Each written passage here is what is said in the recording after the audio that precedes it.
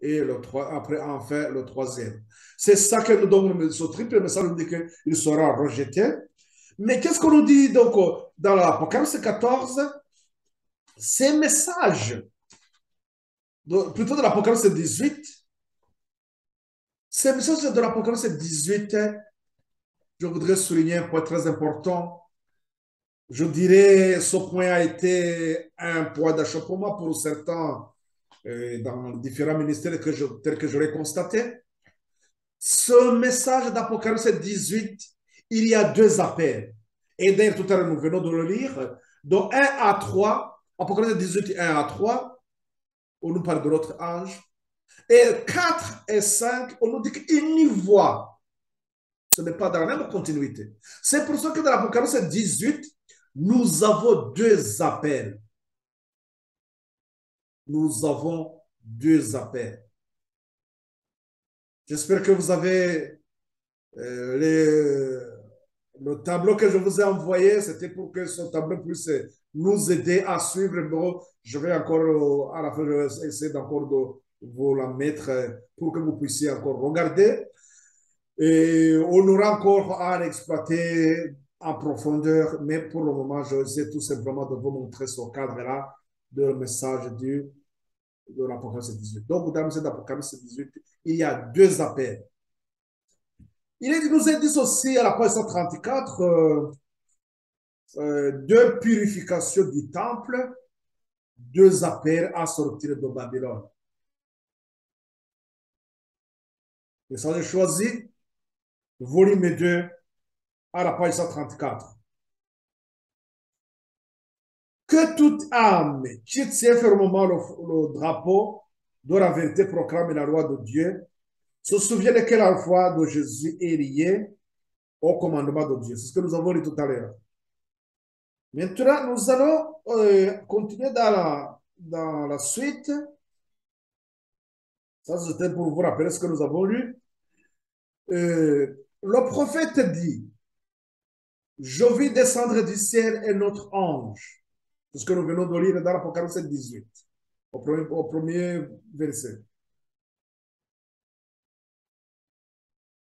Je vis descendre du ciel un autre ange qui avait une grande autorité, et la terre fut éclairée de sa gloire.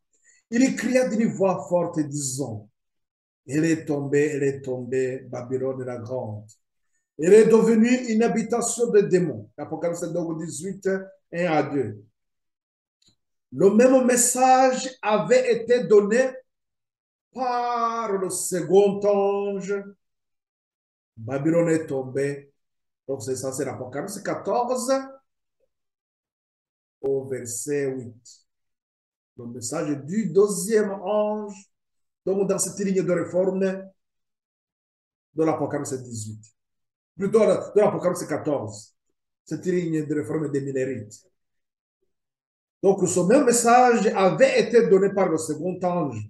Babylone est tombée parce qu'elle a abreuvé toutes les nations du vent de la fureur de son impudicité. L'Apocalypse 14, verset 8. Qu'est-ce que ce vent? Quand on parle de vent, c'est quoi? C'est ce qu'on appelle les fausses doctrines.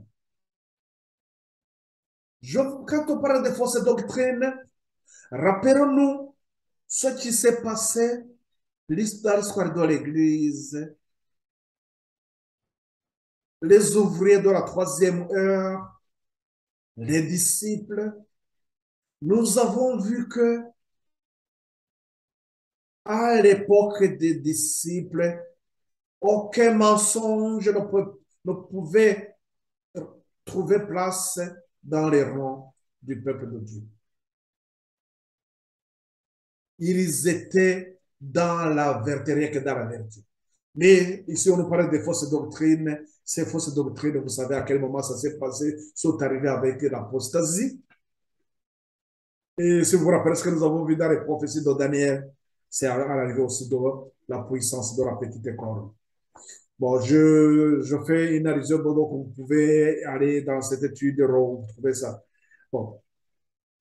Donc, le vent, ce sont donc ces fausses doctrines. Elle a donné au monde un faux sabbat en lieu et place du sabbat du quatrième commandement.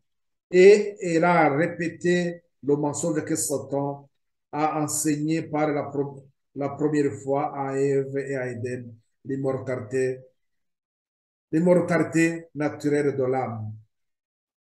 Elle a répandu au large beaucoup d'erreurs semblables, l'enseignant des préceptes qui sont des commandements d'homme.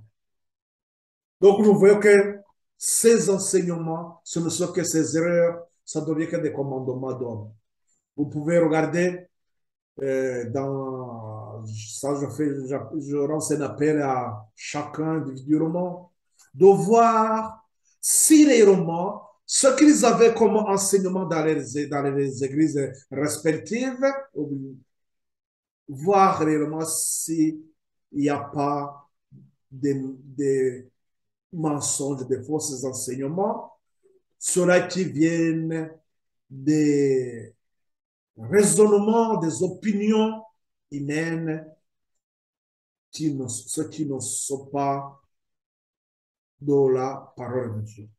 Essayez de regarder.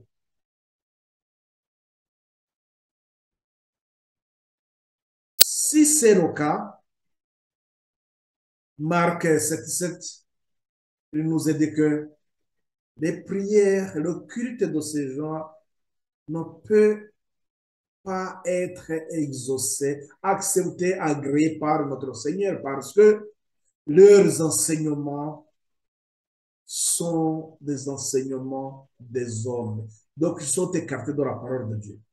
Donc, pourquoi je lance cet appel? Je me demande même pourquoi les gens ne prennent pas position lorsque la parole de Dieu nous tranche, nous dit que si nous avons des faux enseignements dans nos communautés, avec ces enseignants qui nous racontent des histoires, des choses fausses qui ne corroborent pas avec la parole de Dieu, à un moment donné, il faudrait se poser la question, mais qu'est-ce que je fais là?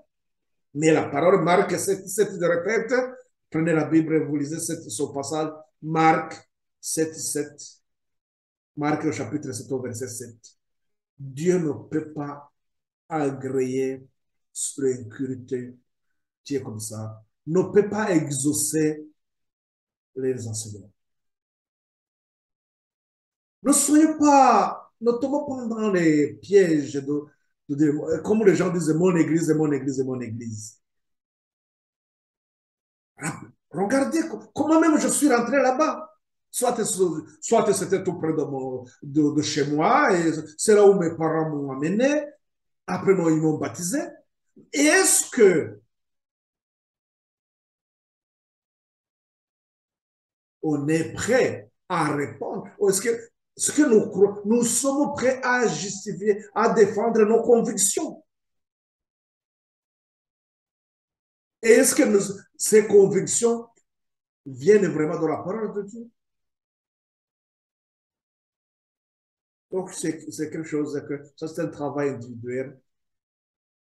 Nous comprenons tout simplement Ephésiens 4, 5. Il y a un seul Seigneur, une seule Église, une seule baptême, un seul Dieu. Il y a une seule Église conduite par Christ. En dehors de cela, ce ne sont que des mensonges qui vont former Babylone. Ceux qui boivent s'inventent ces faux enseignements, ces mensonges, ces erreurs. Qu'est-ce qu'il nous a dit? Il nous a dit qu'au début de son ministère public, donc nous allons parler de Jésus, Jésus purifia le temple de ses profanations sacrilèges. L'un des derniers actes de son ministère fut la seconde purification. Au début de son ministère, à la 27, et à la fin de son ministère, vers l'année 31, donc avant, un peu avant sa crucifixion, il a encore purifié le temple. La purification au début et à la fin. Et c'est encore de regarder sur la ligne dans le tableau, cette étape du deuxième ange, l'an 27. Donc, au début, dans cette phase, qu'est-ce que nous avons? Nous avons un temps de croissance et un temps de maturation. C'est-à-dire que c'est cette préparation qui, une fois terminée, il a encore fait, il a encore purifié. Donc, il y a deux purifications. Il nous a dit ceci. De même, dans l'œuvre qui a pour but d'avertir le monde, deux appels distincts sont adressés aux églises. Voici le message du second ange. Elle est tombée, Babylone, la grande qui a abreuvé toutes les nations du vent de la fureur de son impudicité. Apocalypse 14, 8. Et lors du grand cri, et lors du grand cri du message du troisième ange, une voix se fait entendre du ciel, sortez du milieu d'elle, mon peuple, afin que vous ne participiez point à ces péchés et que vous n'ayez point de part à ces fléaux, car ces péchés se sont accumulés jusqu'au ciel et Dieu s'est souvenu de ses iniquités. Apocalypse donc 18, 4 et 5. Qu'est-ce que nous voyons là? Donc, au grand cri, donc c'est-à-dire que l'Apocalypse 18, 4 et 5 correspond au grand cri. Qui dit grand cri?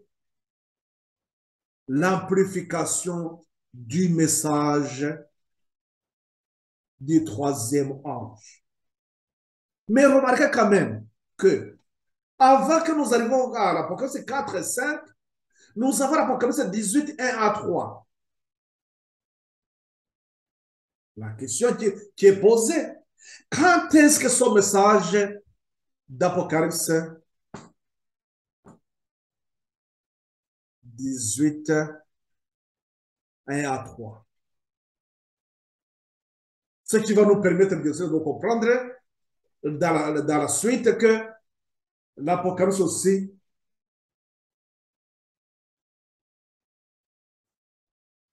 cas 18, 4 et 5, l'apogée, la fin d'une préparation d'une ligne de réforme, parce qu'au grand cri, c'est parce que c'est la fin de la préparation. De même qu'en 1844, à la fin du deuxième ange, à la fin du message du deuxième ange, on était dans le cri de minuit. Et la préparation du cri de minuit, nous avons lu ça dernièrement, nous avons vu que ils avaient une préparation que Jésus aussi a approuvée. C'est-à-dire que au grand cri, c'est la fin aussi de cette préparation. Mais cette préparation, maintenant, l'Apocalypse 18 commence quand exactement? Quel est autre signe? Parce que nous avons dit qu'il va y avoir la réjection des triples messages, comme nous l'avons vu dans la tragédie des siècles, chapitre 21, l'avertissement et l'avertissement rejeté, le dernier paragraphe, le 18e chapitre d'Apocalypse s'applique au temps où il nous donne les détails. Mais donc, nous voyons, il faudrait que nous on arrive à marquer aussi cette date.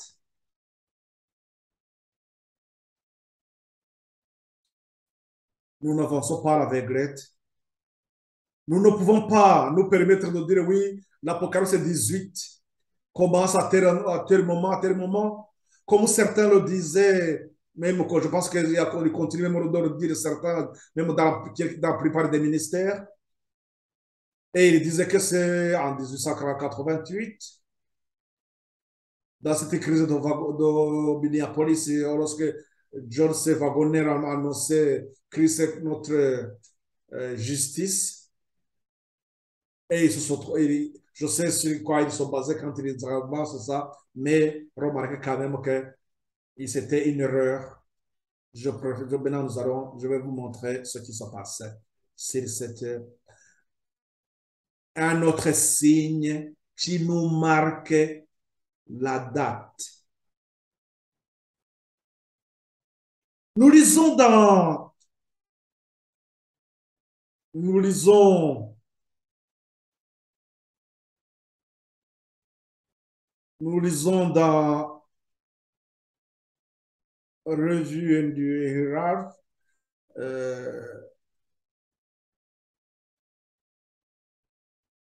Attends, d'abord, je vous montre un paragraphe. Euh, je vais je devrais normalement vous renvoyer pour voir le texte dans la tragédie, plutôt dans, vous pouvez regarder sur Internet, voir dans les livres de la Servante du Seigneur. Et il y a un texte qui, je vais voir si je peux agrandir un peu. C'est dans une note qu'elle a écrite, lorsqu'elle traversait, c'est le numéro 3. Là, elle a parlé de jugement de Dieu sur les villes. Nous avons ça dans la revue du Hirard, du 5 juillet 1906. Euh, les textes, je ne vais pas. Bon, donc, ceux qui me suivent sur Zoom, Zoom, je vous montre le texte. Vous pouvez regarder, bien sûr, le texte, il est là. Mais je ne vais pas vous lire tout. Il y a plusieurs paragraphes, mais je descends pour aller au paragraphe 13.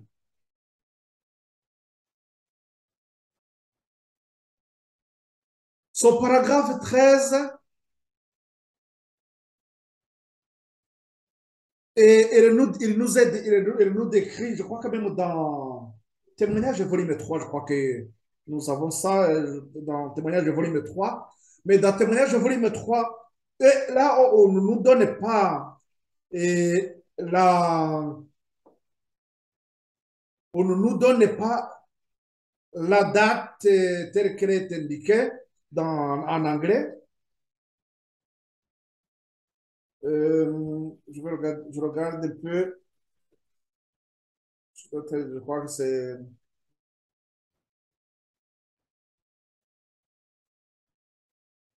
la,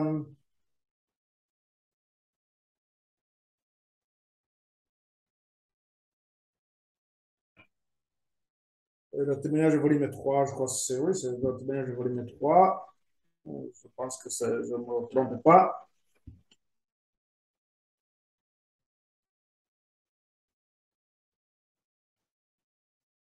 Euh,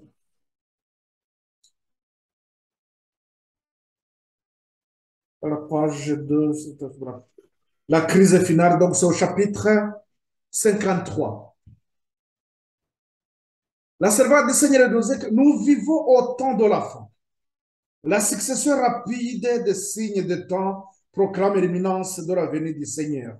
Nous sommes à une époque importante et solennelle. L'Esprit de Dieu se retire de la terre peu à peu, mais sans arrêt. Déjà, plaie et jugement frappent les contenteurs de la grâce divine. Calamité sur la terre, sur la mer. Instabilité de l'état social, menaces de guerre. Autant de mauvais présages annoncent la proximité d'événements d'une grande inouïe. J'avance pour aller là où il nous parle une scène de destruction. Ils disent ceci, et c'est ce que nous avons ici en anglais, au paragraphe 3, donc de revue des Herald, juillet, le 5 juillet 1906. Et ici, ils ont repris ça en français, mais là, ils n'ont pas précisé. Il dit qu'un soir, me trouvant à New York, je considérais les édifices s'élevant étage sur étage vers le ciel. Ces immeubles, garantis incombustibles, faisaient la gloire de leurs propriétaires et de leurs constructeurs. On avait employé à leur construction les matériaux les plus coûteux, sans se demander comment on pourrait le mieux glorifier le Seigneur. Je me disais, si ces romances qui emploient ainsi leurs richesses pouvaient savoir comment Dieu les voit, ils construisent les édifices magnifiques, mais leurs plans et leurs inventions ne sont que folie aux yeux de Dieu, de celui qui règne sur l'univers. Ils ne se demandaient pas comment ils pourraient glorifier Dieu de tout leur cœur et de tout leur esprit. C'est cependant le premier devoir de l'homme, mais ils l'ont perdu de vue.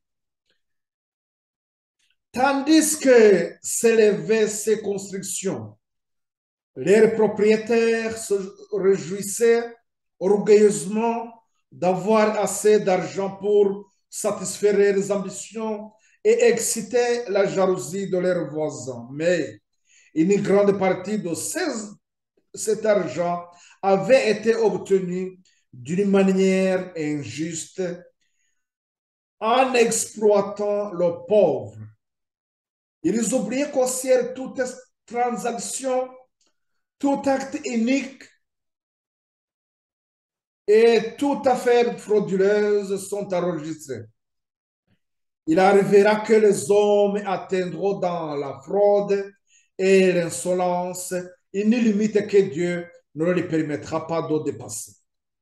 Il apprendra alors qu'il y a des bornes à la patience de Jéhovah.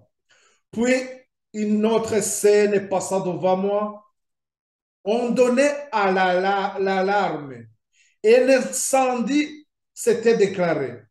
Des hommes regardaient des immenses édifices supposés à l'abri du feu et disaient, ils sont absolument hors de danger. Mais ces constructions furent consumées comme de la poix.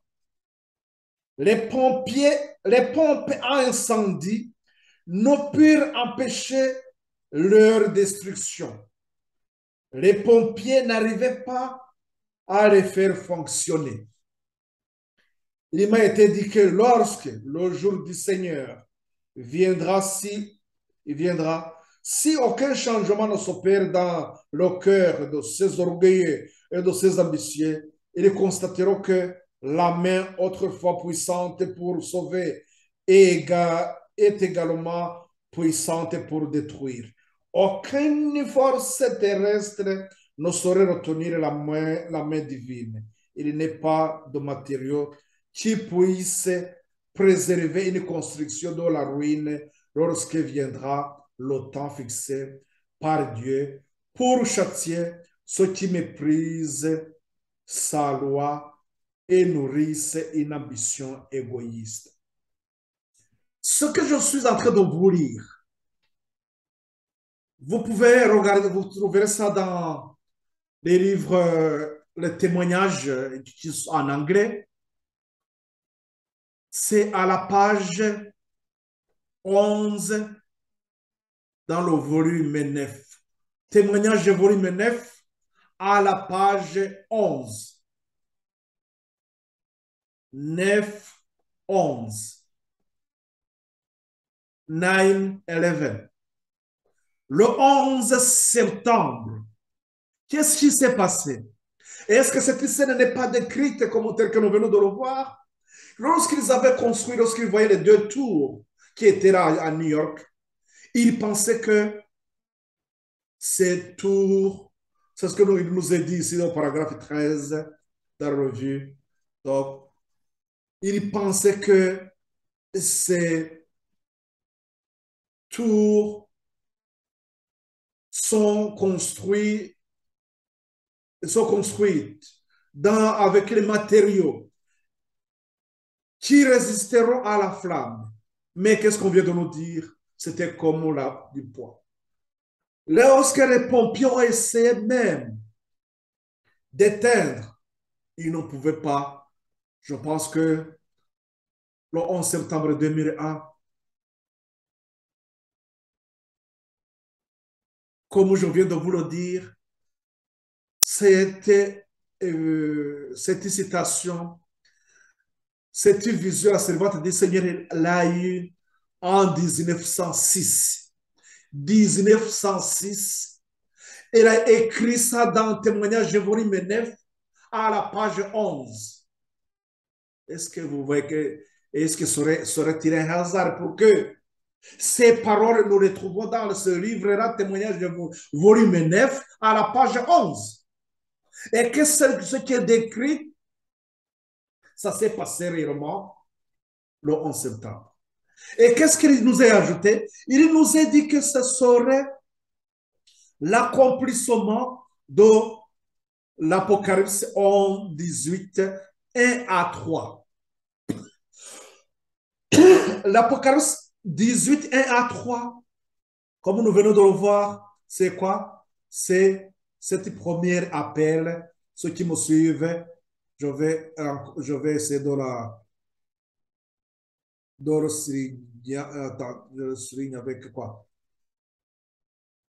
Révélation 18, 1 à 3. Donc, l'Apocalypse 18, 1 à 3 sera accompli. C'est-à-dire que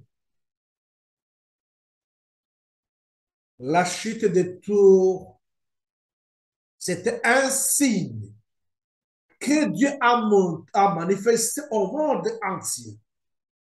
C'est-à-dire que pour les enfants de Dieu, ils devraient aller voir justement cette lumière que Dieu avait donnée à son Église en 1906, plus précisément le 5 juillet en 1906. Donc les enfants de Dieu qui suivaient, qui avaient cette lumière, ou bien même lorsque ça s'est passé et qu'il y a eu des frères et sœurs qui ont vu ça et qui ont annoncé, mais malheureusement, aujourd'hui, il y a très peu qui ont compris ça. Là, je vous donnerai d'autres éléments lorsque je vais aborder cette balise du 11 septembre. Nous le verrons. Je vous donnerai beaucoup plus de détails pour bien comprendre ce qui se passe. Pourquoi même cette ligne, cette balise qui reprend le message de Apocalypse 14 au verset 8, le message du deuxième ange, pourquoi ce moment le deuxième ange devrait être repris. Et donc, l'Apocalypse 18 et à 3, cet appel qui prépare le peuple à se préparer, qui prépare son peuple à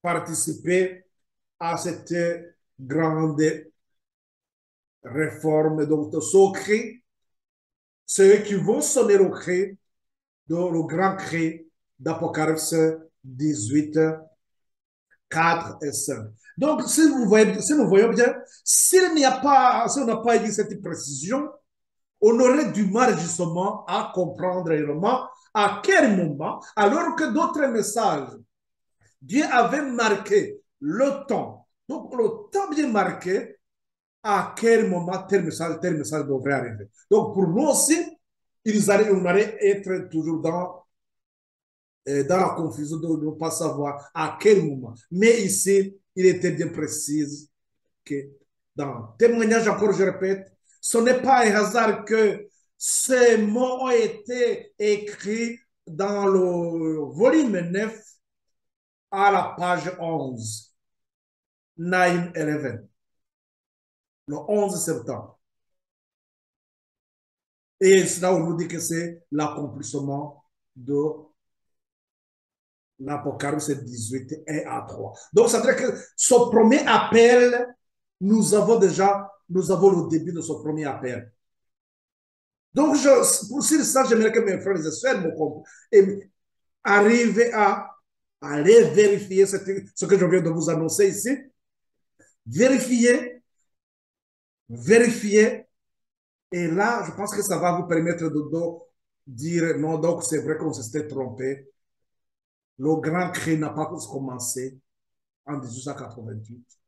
Le grand cri va suivre son premier appel de l'Apocalypse 18, 1 à 3.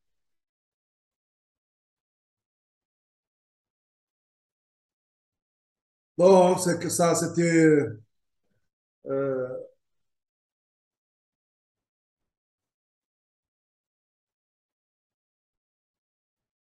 le texte. Donc, je l'ai mis encore ici. Je l'ai mis plus tel qu'il est en anglais.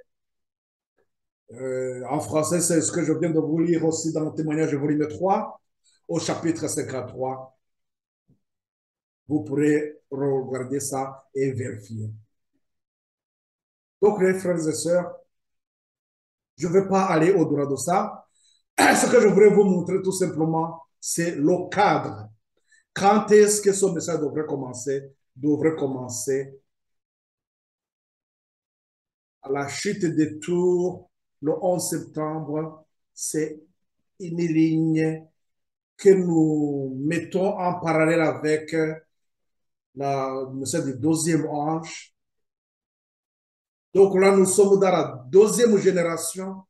Cette deuxième génération, justement, rappelons-nous comment l'histoire se répète. Le peuple d'Israël qui a quitté l'Égypte, ce n'est pas cette génération qui est partie, qui est arrivée à Canaan. C'est la deuxième génération qui a été conduite par Caleb et Josué.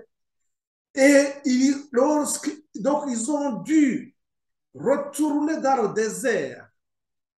Dans cette expérience du deuxième ange, là, ils vont suivre une formation afin qu'ils puissent traverser le Jourdain. Donc, c'est cette deuxième génération. La même chose, c'est ce qui se passe. Ce sera qui sont dans cette préparation, qui répondent dans cet appel d'Apocalypse 18, 1 à 3, qui, dans ces préparatifs, vont annoncer le grand cri. Et ce sera qui participeront dans les ouvriers de la 11e heure. C'est cela qui est aussi la repentance de la Odyssée. Mes frères et sœurs, comprenons bien que les pasteurs que vous avez dans vos églises ne vont pas vous parler de ça parce que, pourquoi? Je voudrais qu'ils n'ont pas de lumière sur ça. S'ils avaient la lumière sur ça, l'Église prendrait le chemin de la repentance. Donc, même que les pharisiens à l'époque de Jésus, à l'arrivée de Jésus, ils n'ont pas pu enseigner le peuple à recevoir Christ. Même aussi à ceux qui étaient conscients, qui avaient compris qu'il y a quelque chose qui se prépare, mais ils n'ont pas, le fait qu'ils n'étaient pas animés par le Saint-Esprit, ils ne pouvaient pas faire ça. C'est ce qui se passe même aujourd'hui. Le message de trois anges a été rejeté. Ce message de trois anges, dans les églises, ils ne comprennent pas ces messages. Ils ne comprennent pas, puisqu'ils n'ont pas eu l'occasion, personne ne pouvait les enseigner. Et d'ailleurs, je me suis rendu compte que même dans les théologies, ils ne comprennent, ils n'étudient pas ça, ils ne comprennent pas. La raison pour laquelle Dieu va travailler avec ceux qui lui sont fidèles.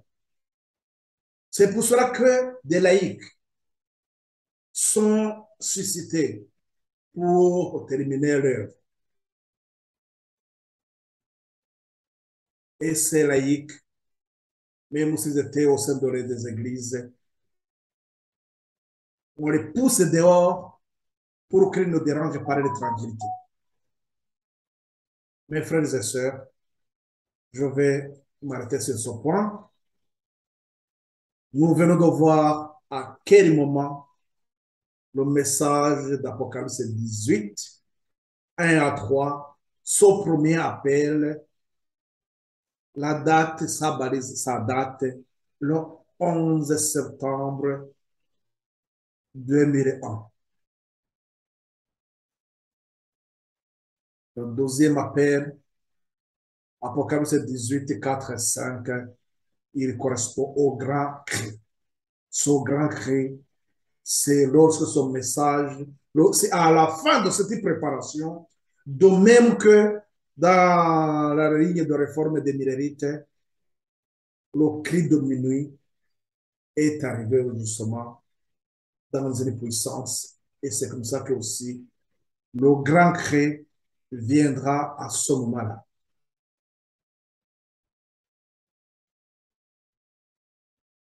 Donc, je termine cette partie-là sur ça, mais il y a ce tableau,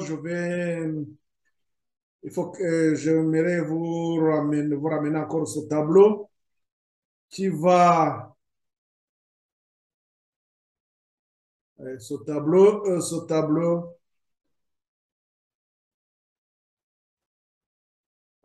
tableau tel que je vous l'avais envoyé. On y reviendra, mais c'était pour que vous puissiez voir cette deuxième génération. Euh,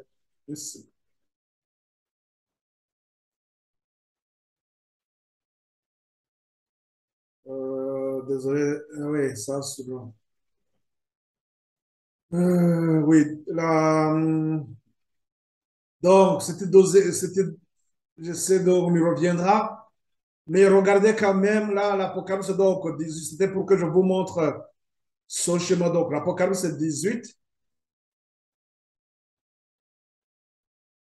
euh, l'Apocalypse 18, 1 à 3, si vous voyez bien, il est aligné avec cette œuvre du deuxième ange.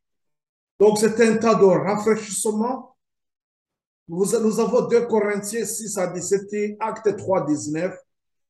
On y reviendra parce que je, je reviendrai pour vous donner encore beaucoup plus d'éléments qui vont nous montrer ce qui se passe réellement dans cette deuxième génération.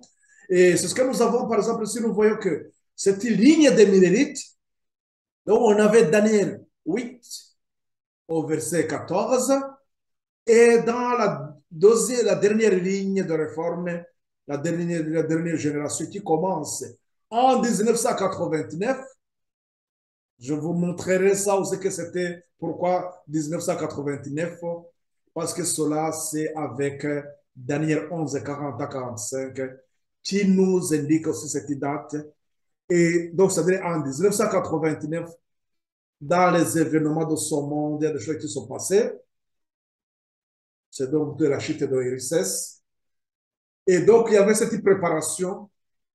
Et vous verrez que, donc, le 11 septembre, il est où à cet événement-là au niveau de l'Apocalypse 18, 1 à 3. Donc, c'est là où nous avons le 11 septembre. Et donc, le grand cri, avec les ouvriers de la 11e heure, viendra aussi, donc ça sera pour l'amplification du message du troisième ange. Nous aurons à ce moment-là aussi la loi du dimanche. Donc voilà comment ces événements vont encore se compléter, vont nous éclairer davantage. Je reviendrai aussi encore, c'est quelque chose que nous avons vu, qu'à l'image de la bête, pour nous, qui sommes dans le message de trois anges, que pour nous, ce serait le dernier grand test. Puisque, à l'image de la bête, nous devons avoir terminé notre croissance. Une plante qui a atteint sa croissance, qu'est-ce qu'il faut voir après? Il faut attendre cette phase de maturation. Il faut attendre qu'il y ait il faut que les fruits mûrissent.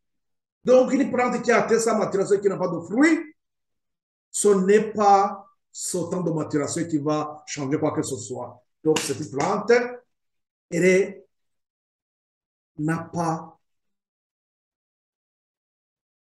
elle sera brûlée tout simplement après. Parce qu'on nous dit que c'est pourquoi, donc à l'image de la bête, c'est-à-dire qu'à l'image de la bête, lorsque la papauté va encore va encore retrouver son autorité politique, et c'est ce qui va se passer avec le gouvernement mondial, l'ordre mondial.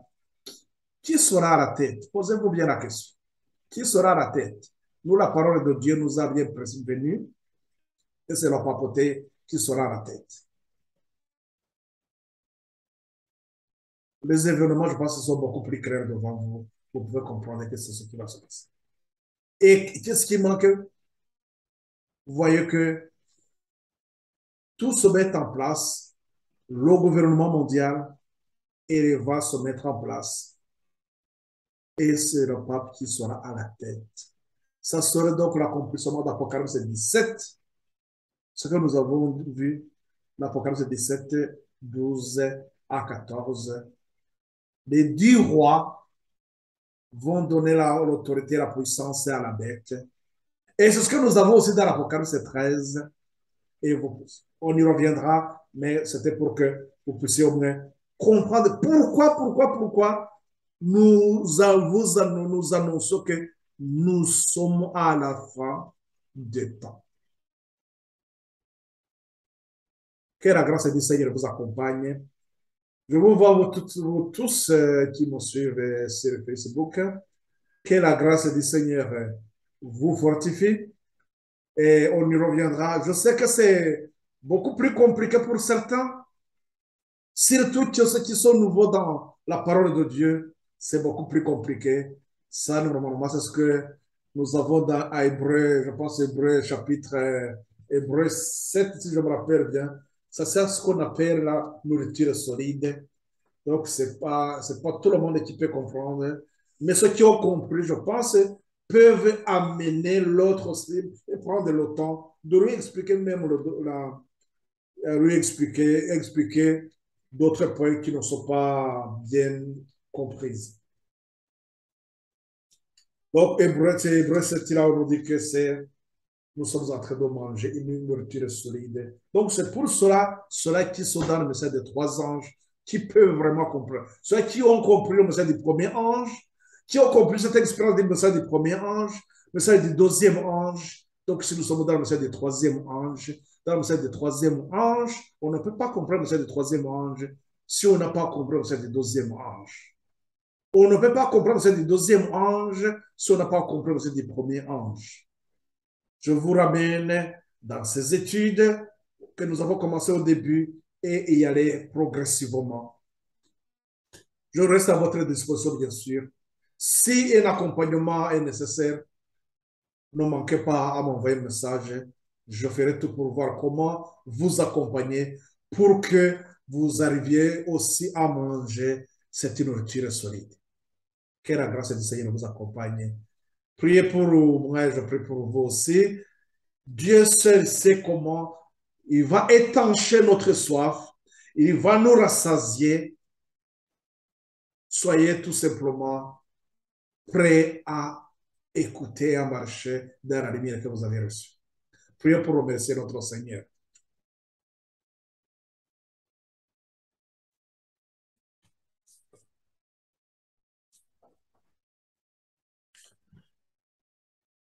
Éternel Dieu, notre Père, nous te sommes infiniment reconnaissants, Seigneur, de ce moment, de ce temps, de ce que tu viens de nous donner. Père, merci de nous avoir rappelé que ces messages ont été donnés dans leur cadre. Seigneur, merci d'aider tous ceux qui cherchent à comprendre. Seigneur, que nous comprenions, Seigneur, que nous sommes dans le dernier temps. Depuis le 11 septembre, nous sommes entrés dans une autre préparation. Merci, Seigneur, d'aider les frères et sœurs de comprendre cette vérité, cette dernière ligne de réforme qui nous prépare à terminer l'œuvre, l'histoire de ce monde, de l'histoire de l'Église. Merci de nous qualifier, de nous consacrer à cette noble mission. Que ton nom soit loué. Au nom et pour la gloire de notre Seigneur Jésus-Christ, notre Monsieur Père. Amen.